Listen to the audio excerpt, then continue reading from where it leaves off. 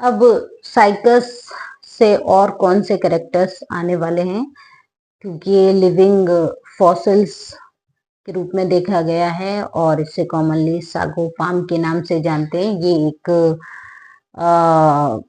Decorative gymnosperm है जिसको ऑर्नामेंटली grow किया जाता है, और इसके जो कैरेक्टर्स हैं जो कि आप लीफलेट में देख सकते हैं या इसके रैकिस में आपको मिलने वाले हैं।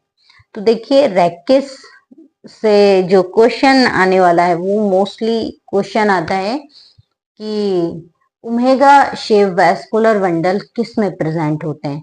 जो ओमेगा होता है, ओमेगा है ना, आपने पढ़ा होगा, मैंने तो ओमेगा 12th में पढ़ा है, तो 10th में भी पढ़ा है, 12th में भी पढ़ा है, लेकिन फिर तो मेरा जो सब्जेक्ट है वो थोड़ा सा चेंज हो गया है, तो इसीलिए मैं बता रही हूँ कि ओमेगा शेप, ओमेगा जैसे उल्टा यू कर देते हैं, यू और यू में दो लाइन है, तो omega shape vascular bundle cycas के रैकिस में प्रेजेंट होते हैं। याद रखिएगा, दोनों तरफ यहाँ पर लीफलेट लगे होते हैं और साइकस के रैकिस में omega shape vascular bundle present होते हैं।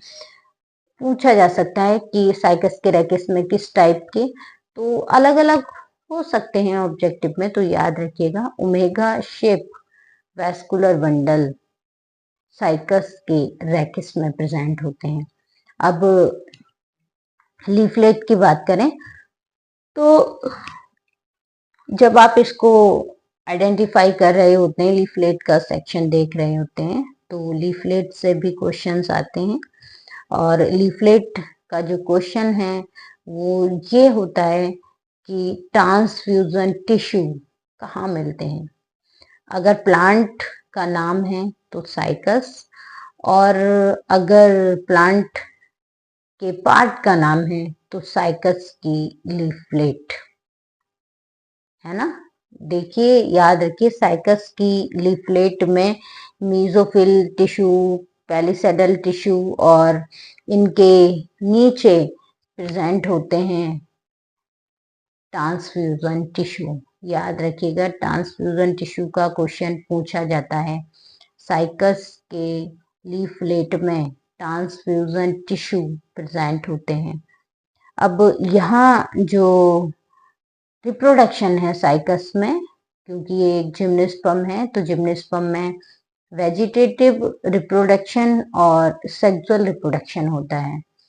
तो यहाँ जो वेजिटेटिव रिप्रोडक्शन है वो एडवेंटिशियस बर्ड और बुलबिल्स के द्वारा होता है, और सेक्सुअली जो रिप्रोडक्शन है ये ऊगेमस टाइप का होता है, क्योंकि इसमें दोनों ही रिप्रोडक्टिव बॉडीज या ऑर्गन अलग अलग प्लांट पर बॉर्न होते हैं। डैशियस प्लांट है, तो मेगा स्पोरोफिल्स, मेगा स्पोरोफिल्स से बनते हैं ओव्यूल यानी कार्पल, और माइक्रोस्पोरोफिल्स पर होते हैं पोलन।